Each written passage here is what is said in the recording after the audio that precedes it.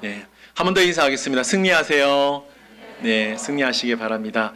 오늘 말씀 가지고 바람 잘 날 없는 인생이란 제목으로 말씀을 나누도록 하겠습니다. 제가 이제 고양동에 온 지가 2년 차에 접어들었습니다. 그래서 처음으로 이제 설교를 준비하다가 고양동의 뜻이 뭘까 궁금했습니다. 여러분, 고양동의 고양의 뜻이 무엇인지 아십니까? 얘기하실 분 계세요? 네, 노풀고의 밝을 양, 변양입니다. 뜻이 뭘까요? 합치면 햇볕이 잘 드는 높은 곳. 알고 계셨습니까, 여러분? 저만 처음 알았네요. 그래서 제가 설교를 준비하다가 고양 뜻이 뭘까? 찾아봤어요. 그러니까 노풀고의 변양, 햇볕이 잘 드는 높은 곳이라는 동네가 우리가 지금 살고 있는 고양동입니다. 제가 왜 이 뜻을 알고 싶었냐면 오늘 본문 말씀에 보시면 예수님께서 그러니까 나인성, 나인동에 가신 거예요. 이 나인의 뜻이 뭐냐? 우리 고양동처럼 좋은 뜻을 갖고 있는데 그 뜻이 뭐냐? 기쁨입니다. 기쁨. 다시 말하면 지금 예수님이 기쁜 동에 가신 거예요. 기쁜 동네에 가셨다는 거죠. 그런데 우리가 방금 이제 교독을 했지 않습니까? 아이러니하게도 그 기쁜 동네 나인성에 가게 되었는데 기쁨보다는 뭘 보셨습니까? 슬픔을 먼저 보셨다는 거죠. 그러니까 기쁜 동이 아니라 슬픔 동이었습니다. 12절 말씀 보세요. 성문에 가까이 이르실 때에 사람들이 한 죽은 자를 메고 나오니 이는 한 어머니의 독자요 그의 어머니는 과부라. 그 성에 많은 사람도 그와 함께 나오거늘. 아멘. 자, 여러분, 제가 빨간 글씨로 표시해 두었는데 오늘 본문 말씀의 핵심 인물은 물론 예수님입니다만 인간적으로 한번 본다면 어머니가 오늘 본문의 핵심 인물입니다. 이 어머니의 이름은 나와 있지 않습니다. 그러나 분명한 건 뭐죠? 과부라고 적혀져 있습니다. 그러니까 남편이 어떤 이유에서인지 모르지만 이미 죽었다는 거죠. 성경에서는 과부와 고아를 불쌍히 돌보라고 말씀하고 있습니다. 왜냐하면 그 당시 과부로 산다는 것, 그 당시 고아로 산다라는 건 지금과 다른 이미지를 갖고 있었기 때문입니다. 그 이미지가 뭐냐? 약자 중에 약자였다는 겁니다. 그렇기 때문에 사실은 성경에 나와 있지 않습니다만 엄청나게 끔찍한 사건, 일들이 많이 벌어졌다라는 것이죠. 오늘 본문에 나오는 이 이름 모를 과부, 남편을 잃었는데 또 누구마저 있습니까? 네, 사랑하는 아들마저 어떤 이유인지 모르겠습니다만 죽게 되어 지금 장례식을 치르게 되었다는 것이죠. 여러분 생각해 보세요. 과부로 살면서 온갖 서러움을 안고 살았을 겁니다. 그 아들 키우면서 얼마나 곱게 키우려고 하지 않았겠습니까? 그런데 어떤 일이 벌어지죠? 아들마저 죽게 되었다는 겁니다. 저는 이 말씀을 묵상하면서 생각난 게 뭐냐? 바람 잘 날 없는 인생이다 라는 것이 생각이 났습니다. 여러분, 바람 잘 날 없는 인생에 바람 잘 날 없다. 이 의미가 뭐죠? 걱정 근심거리가 끊이지 않는다는 겁니다. 계속됨을 비유적으로 말한 말이죠. 우리 인생을 보십시오. 어떻습니까? 진짜 바람 잘 날 없는 인생 아닙니까? 근심 걱정 없이 살고 싶은데 어때요? 툭툭 찾아옵니다. 근심 부른 적 없잖아요, 여러분. 걱정 부른 사람이 있어? 손 들어보세요. 저는 한 번도 부른 적 없는데 툭툭 아침에 이 근심이 찾아오고 저 근심 오고요. 다 그래요. 여러분, 오늘 본문에 나오는 이 어머니를 한번 생각해 보세요. 남편이 죽은 이후에 이 어머니에게 유일한 희망은 아들이었습니다. 그렇죠? 이 아들과 비록 남편은 죽었지만 이 아들과 함께 행복한 생활을 상상하며 살았다는 것이죠. 그런데 정말 상상할 수 없는 일이 벌어지죠. 청천벽력 같은 소식, 아들, 사랑하는 독자가 죽게 되었다는 겁니다. 죽었다는 것이죠. 그리고 이 모습을 지금 예수님께서 지켜보고 계셨다는 겁니다. 자, 13절 말씀 보십시오. 우리 13절 말씀은 다 같이 한번 읽겠습니다. 시작. 주께서 과부를 보시고 불쌍히 여기사 울지 말라 하시고. 아멘. 제가 고양동에 와서 정말 특이한 걸 많이 봅니다. 근데 오해 말고 들으십시오. 지금은 익숙해졌어요. 그게 뭔 줄 아세요? 군대 차량입니다. 군대 차량. 저는 처음에 와서 군대 차량, 그러니까 저는 그 전에 독산동에는 그 군인 차량이 없었었어요. 근데 이쪽 지역이 이제 군인 지역이 있다 보니까, 군부대가 있다 보니까 군인 차량을 보게 되더라고요. 그래서 옛날 생각도 나고 되게 신기했습니다. 제가 왜 이 말씀을 하냐면, 다시 한번 13절 보시면, 주께서 과부를 보시고라고 되어져 있습니다. 그러니까 좀 다르게 표현하면 지금 주님께서는 장례를 치르고 있는 어머니를 보고 있다라는 거죠. 사실 이 장면은 충분히 납득이 되는 장면입니다. 제가 방금 특이한 장면, 그러니까 군인 차량이 지나가면 특이하니까 보통 일반적으로 보지 못하는 장면이니까 볼 수밖에 없는 거죠. 앰뷸런스가 지나가면 볼 수밖에 없고, 소방차가 지나가면 우리 집에 가는 건가? 뭐 그런 느낌 들 때가 있지 않습니까? 특이한 광경을 보면 그렇다는 거죠. 그러니까 예수님도 지금 특이한 광경, 기쁜 동네인데 슬픔을 마주하니까 지금 예수님이 장례를 치르고 있는 과부를 본 거예요. 자, 또 13절 보시면 두 번째 예수님의 장면이 뭐냐? 과부를 불쌍히 여겼다라고 말씀하고 있습니다. 충분히 이 행동, 이 모습도 납득이 가는 모습이라는 거죠. 예수님은 이미 이 여인이 과부란 것도 알고 있었을 겁니다. 그리고 아들이 죽었다는 것도 알고 있었기 때문에 어떻게 하는 거예요? 불쌍히 여기는 마음이 들었다는 겁니다.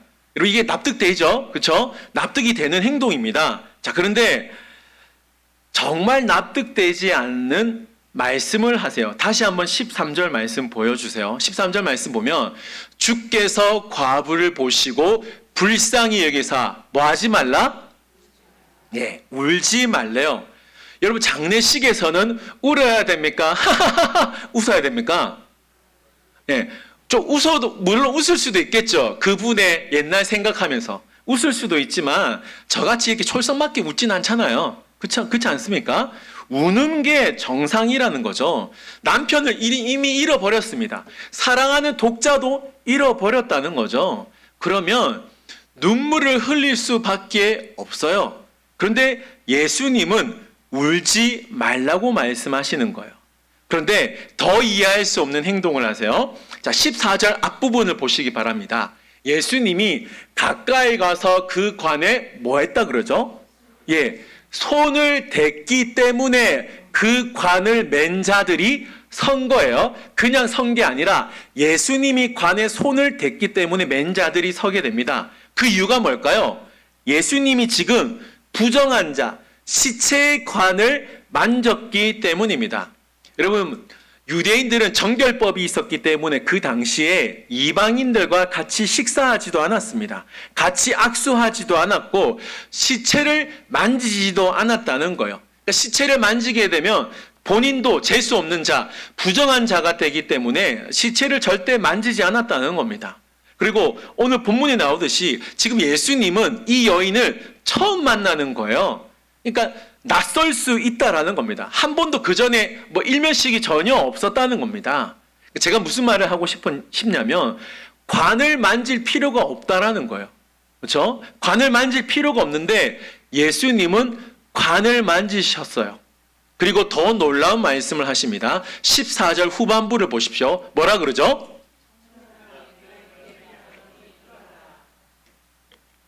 네, 청년아, 예수님이 말씀하셨습니다. 일어나라. 이 장면이 무슨 말이에요? 지금 산 자가 죽은 자에게 말 거는 장면입니다. 그러니까 상식적으로는 지금 일반적이지 않다라는 거예요. 여러분, 제가 지금 누구에게 설교하고 있습니까, 여러분? 예, 살아있는 여러분들에게 지금 말씀하고 있다라는 거예요. 이게 정상 아니겠습니까? 이게 정상이라는 거죠. 요즘 장례 문화 가운데 사실은 화장을 많이 하고 있습니다. 그런데 종종 제가 이제 매장을 가는 경우가 있어요. 그래서 매장을 가서 이제 장례 인도를 할 때가 있는데, 매장을 하면 결국에 마지막에 뭐 합니까? 분토라는 걸 합니다, 여러분. 분토. 분토 아시죠? 가족들이 돌아가면서, 이제 이게 삽이라고 할게요. 가족들이 돌아가면서 뭘 하죠? 예. 정하나, 천국 가서 만나자. 뭐, 이런 거 하는 거죠. 정하나, 그동안 고생 많이 했다. 천국에서도 나를 위해 기도해줘. 이런 말을 한다라는 겁니다. 근데 그러면 예수님도 그 관을 붙잡으면 안 되지만, 붙잡았다 할지라도 천국에서 만나자, 청년아. 이러면 일반적이잖아요. 근데 예수님이 뭐 하셨다고요? 청년아, 일어나라 라고 말씀하셨다는 겁니다. 예를 들어서 제가 엘림교회 장례가 났는데 장례식장 가서 권사님 일어나십시오. 장로님 일어나십시오. 집사님 일어나십시오. 이러면 여러분 어떻게 생각할까요? 야, 우리 신목사님 어떡하노 이제 좀 정신이 이상하다. 이런 마음 들지 않겠습니까? 저는 이 말 못합니다. 저는 절대 이 말 못합니다. 여러분 기대하지 마세요. 장례식장 갔을 때 제가 오더라도 저는 이 말 못해요. 네, 미리 이야기했어요. 저는 이 말 절대 못합니다. 근데 예수님은 뭐라죠? 일어나라. 그 누구도 할 수 없는, 그 누구도 예상하지 못했던 말을 지금 하게 됩니다. 그리고 어떤 일이 벌어지죠? 15절 보세요. 죽었던 자가 일어나 앉고 뭐 하죠? 말도 해요, 여러분. 나 살았다. 뭐 이런 말 했겠죠? 그리고 예수님께서 그 살아난 청년을 누구에게 보내십니까? 네, 어머니에게 보냈다는 겁니다. 여러분 장례식장 생각해 보세요. 지금 모든 사람이 지금 비통해하면서 울고 있습니다. 그 여인을 불쌍히 여겨서 울고 있었어요. 어머니, 이 나인성, 이 과부, 이 여인을 생각해 보세요. 주체할 수 없는 눈물을 흘리고 있었습니다. 자, 여러분, 이 동네가 어떤 동네라 그랬죠? 예, 기쁨 동네랐어요. 지금은 사실은 슬픈 동네였잖아요. 슬픔이 지금 어떻게 됩니까? 기쁨으로 바뀌었다는 겁니다. 고통이었는데 환희로 바뀌는 동네가 되었다는 거예요. 이게 오늘 본문 말씀입니다. 자, 그러면 우리가 오늘 본문 말씀을 통해서 무엇을 알아야 할까요? 첫 번째가 뭐냐? 여러분, 실망하지 마세요. 인생은 원래 바람 잘 날 없는 인생이라는 겁니다. 실망하셨죠? 여러분, 그게 인생이에요. 왜 그게 인생이냐면, 오늘 본문에 나오는 과부를 잘 보십시오. 이미 이 과부는 남편을 잃어버린 고통을 경험합니다. 자, 남편을 잃어버린 이후에 말로 다할 수 없는 과부로서의 삶을 살아갔어요. 무시당해야 됩니다. 누군가는 욕합니다. 누군가는 아이고 내 같으면 안 산다. 뭐 이런 말을 들을 수밖에 없는 과부의 삶을 살게 돼요. 그리고 뭐 하죠? 독자가 아들까지 보내게 되었다는 겁니다. 사실 저와 여러분도 오늘 본문에 기록된다면 누가복음 7장 11절부터 17절까지 여러분의 인생, 저와 여러분의 인생을 기록한다면 어떻게 기록될까요? 한 가지는 분명해요. 바람 잘 날 없는 인생으로 기록된다라는 것이죠. 어떻습니까? 갑자기 문제가 터지죠. 갑자기 사고가 일어납니다. 아무런 잘못한 게 없는데 어떤 해프닝이 일어난다라는 거죠.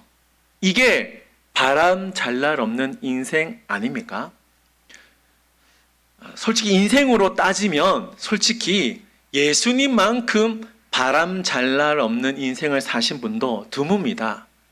예수님은 마리아의 뱃속에 있을 때부터 고통이란 고통은 다 당하셨어요. 마리아는 성령으로 잉태되었다고 말씀하고 있죠. 여러분, 그런데 그 당시 사람들이 그 말을 믿을까요? 의심의 눈초리로 마리아의 배를 쳐다볼 수밖에 없다라는 겁니다. 요즘 말로 하면 지금 마리아는 미혼모입니다. 미혼모. 그렇죠? 그러면 사실 우리는 아직까지 우리 문화 어떻습니까? 우리나라 문화가 미혼모 하면 아이고 사고 쳤다. 뭐 이런 생각을 갖고 있지 않습니까? 지금보다 선입견이 더 심했을 그 당시를 한번 생각해 보십시오. 마리아, 사실 사는 게 사는 것 같지 않다라는 거예요. 수군거린다는 거죠. 누가 성령으로 잉태한 것을 믿느냐는 거예요. 마리아가 태교할 수 있었을까요? 태교할 수 없었을 겁니다. 그 고통이 고스란히 아기 예수님에게 전달되었다는 거예요. 여러분, 예수님은 말구유에서 태어났습니다. 저는 확실하게 대답하겠습니다. 부산대학교 대학병원에서 태어났습니다. 예수님보다는 좀 좋은데 태어났어요. 그것만큼은 사실인 것 같아요. 우리가 산탄절날 찬양 부르죠. 저 구유에 누이신 아기를 보고. 여러분, 찬양은 좋아요. 그런데 여러분 말구유 생각해 보세요. 거룩함은 생각 안 나고 똥냄새밖에 안 납니다. 더럽고 불결한 곳에서 예수님이 태어났다라는 거예요. 어느 누가 그 아기를 그곳에서 태어나게 하고 싶었겠습니까? 백일잔치, 돌잔치 생각할 수 없습니다. 도망가기 바빴습니다. 헤롯 왕이 2살 밑으로 남자애는 다 죽이라고 했기 때문에 할 수 없어요. 애굽으로 멀리 도망갈 수밖에 없었다는 겁니다. 아버지가 요셉이었죠. 아빠의 직업이 뭐였죠? 요셉의 직업이? 자, 목수였다는 건 뭘 만들었다는 겁니까? 우리가 잘 알고 있는 십자가, 십자가를 만드는 직업이 요셉이었다는 겁니다. 그러니까 예수님은 어릴 때부터 이미 십자가를 보고 자랐다는 겁니다. 이런 십자가, 저런 십자가를 보면서 방역자들이 죽는 그 죽음을 간접적으로 듣고 목격할 수밖에 없어요. 자, 그리고 예수님 공생이 시작했을 때 어떻습니까? 수많은 사람들이 예수님을 죽이려고 했습니다. 거짓 증거, 거짓 증인을 내세워서 예수님 죽이자고 합니다. 심지어 예수님의 제자 가운데 결국 예수님을 죽이지 않습니까? 십자가 진짜 결국에는 지셨어요. 어릴 때 보았던 그 십자가 결국 본인이 지셨고, 십자가의 고통, 침뱉음, 그리고 못에 박혀 죽으시는 그 고통, 그러니까 예수님의 인생이 진짜 바람잘날 없는 인생이었다는 겁니다. 그 모든 고통을 아시는 주님께서 지금 기쁨의 동네 나인성에 오셔서 과부를 만났다는 거예요. 자, 이 인생, 이 여인의 인생 어떤 인생입니까? 한번 따라해 보겠습니다. 답이 없다. 이건 답이 없다라는 거예요. 남편도 죽었고 아들도 죽었고 아무런 희망이 없는, 답이 없는 인생을 이 여인이 살게 되었다는 거예요. 그런데 예수님이 이 답이 없는 여인에게 찾아오셔서 뭐라 그러시죠? 울지 말라. 이 말씀을 이 여인에게 하셨다는 겁니다. 사랑하는 성도 여러분, 왜 예수님께서 이 여인에게 울지 말라고 말씀하셨을까요? 지금 예수님이 눈치 없는 거예요? 분위기 파악 못하는 겁니까? 예수님이 지금 다 지켜보고 계셨는데 울지 말라고 하셨다는 겁니다. 무슨 말일까요? 예수님에게는 답이 있기 때문에 울지 말라고 말씀하셨다는 겁니다. 그러면 그 답이 뭘까요? 저는 오늘 본문 16절에서 그 답을 찾도록 하겠습니다. 우리 16절 말씀 다 같이 읽겠습니다. 시작!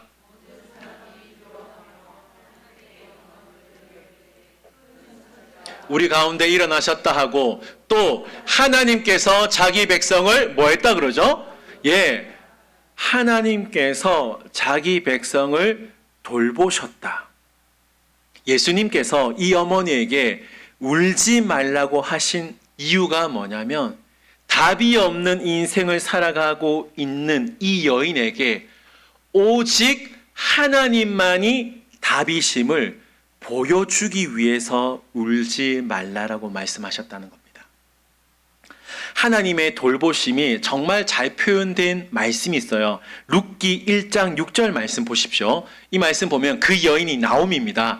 나오미가 모압 지방에서 여호와께서 자기 백성을 돌보시사 그들에게 양식을 주셨다함을 듣고 이에 두 며느리와 함께 일어나 모압 지방에서 돌아오려 하여. 자, 여러분, 여기 나오는 여호와께서 자기 백성을 돌보셨다, 이 돌보셨다가 히브리어로 뭐라 그러냐면 파카드라고 합니다. 이 파카드의 의미가 뭐냐면 하나님께서 아픈 백성을 치료하기 위해 찾아오셨다는 거예요. 자, 하나님이 그냥 백성이 아닙니다. 어떤 백성?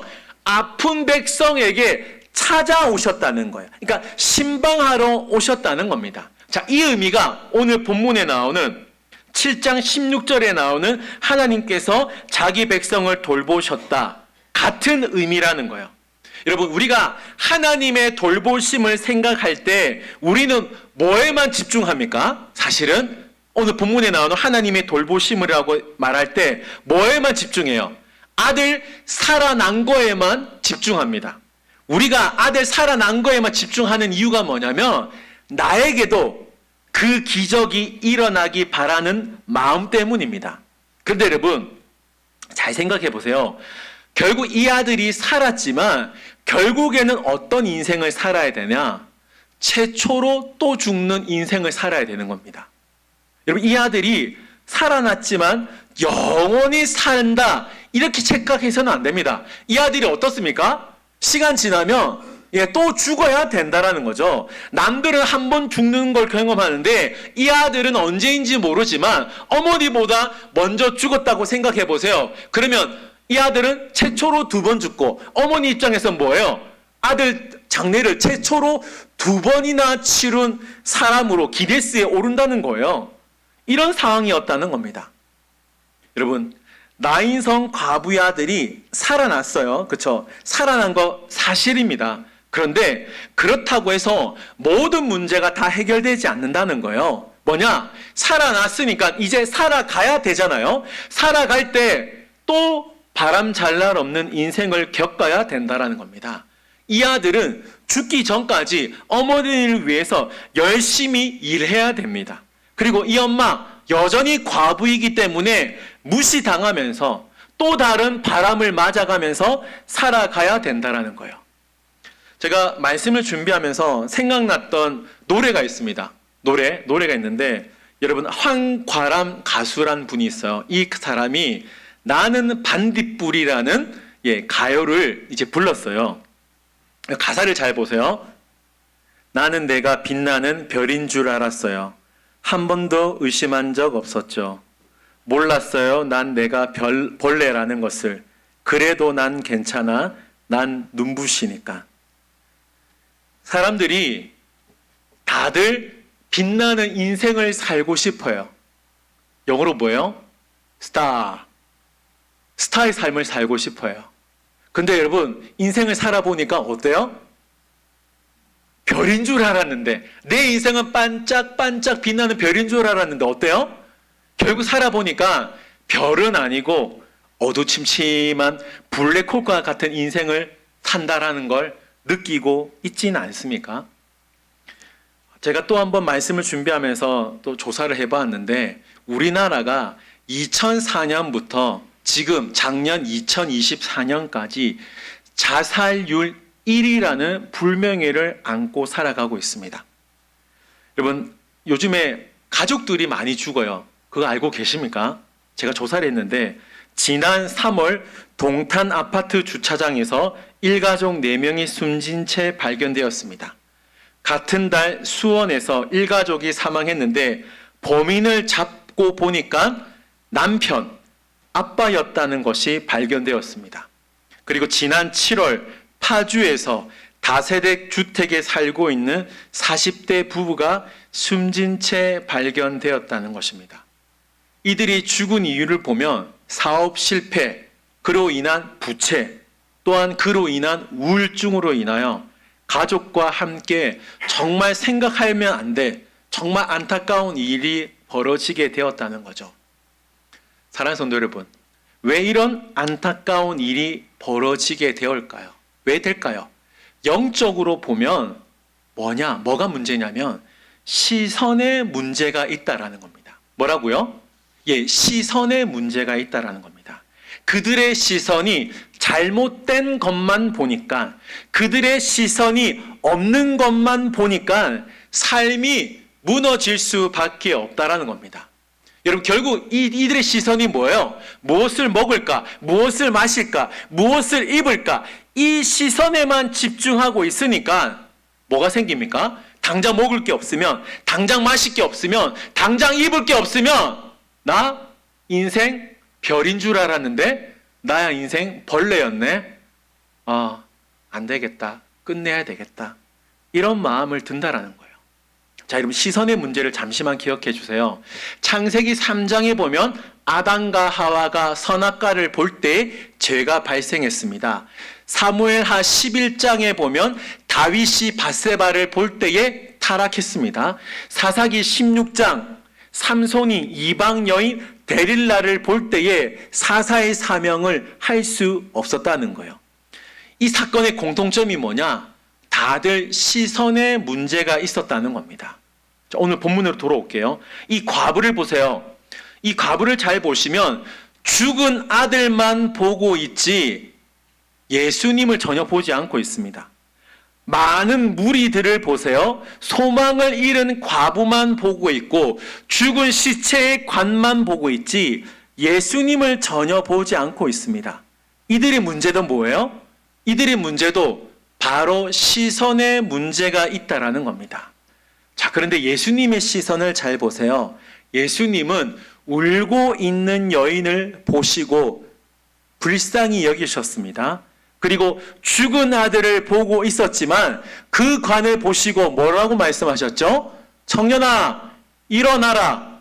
이게 무슨 말이에요? 예수님은 지금 죽은 청년을 보신 것이 아니라 살아날 청년을 보셨기 때문에 일어나라. 이 말씀을 할 수 있었다는 것입니다. 사랑하는 성도 여러분, 예수님이 이 청년을 살리신 이유는 단순하게 기적만 사람들에게 보여주시기 위해서 일어나라고 말씀하신 것이 아니라 하나님께서 진짜 자기 백성을 돌보신다는 것을 보여주시기 위하여, 만천하에 보여주시기 위하여 청년아 일어나라 이 말씀을 하셨다는 겁니다. 여러분, 그런데 여기서 절대 오해하지 말아야 될 사실이 있어요. 하나님이 돌보시는데 그 돌보심을 착각해서는 안 됩니다. 우리가 생각하는 하나님의 돌보심은 뭐예요? 남자친구가 없었는데 지금 남자친구가 생겨야 되는 거예요. 지금 돈이 없는데 지금 돈이 생겨야 되는 거예요. 지금 빚을 갚아야 되는데 빚이 너무 많아서 너무 힘드니까 우리가 생각하는 하나님이 돌보시는 뭐예요? 대출 상환을 다 완료하셨습니다. 이런 문자 받기를 원하는 거예요. 여러분, 하나님의 돌보심은 바로바로 뭐가 내 상황이 바뀌고 내 삶에 무슨 변화가 일어나는 게 하나님의 돌보심이 아니라는 겁니다.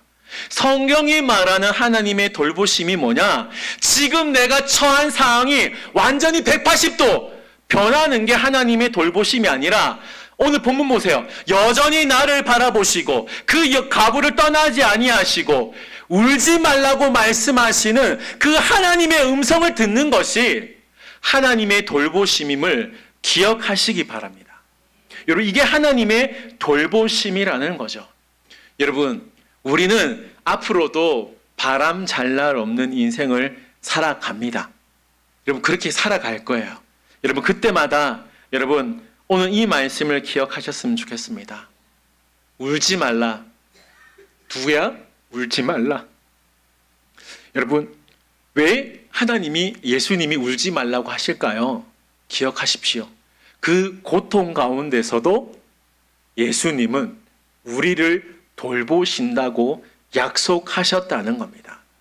사랑하는 성도 여러분, 우리는 바람 잘 날 없는 인생을 살아가겠지만 그때라도 우리가 기억을 해야 될 건 나를 사랑하시는 하나님께서 나를 돌보실 거다. 이 돌보심 때문에 우리는 더 이상 울지 않을 수 있다라는 것입니다. 여러분, 우리가 인생을 살아갈 때 정말 중요한 것은 내 인생이 평탄하냐, 행복하냐, 그것도 정말 중요하죠. 근데 정말 중요한 것이 뭐냐? 모든 것을 주관하시는 그 하나님의 섭리를 믿는 것. 비록 내 삶 가운데 답이 보이지 않는 인생을 살아가고 있지만 오직 하나님이 답이심을 믿고 살아가는 것. 아무리 절망적인 상황 가운데서도 결국 하나님은 나를 사랑하시고 결국 하나님은 나를 돌보시기 때문에 나는 그것을 믿고 살아가겠다. 그렇게 살아가는 것, 그것이 성도의 삶임을 기억하시기를 바랍니다. 사랑하는 성도 여러분, 혹시나 저와 여러분 가운데 정말 울고 있는 분 계십니까? 여러분, 오늘 이 말씀 기억하셨으면 좋겠습니다. 주님께서 13절 보세요. 나를 보시고 불쌍히 여기사 울지 말라 말씀하고 있다라는 겁니다. 나의 눈물을 닦아주실 그 하나님을 이 시간 바라보셨으면 좋겠습니다.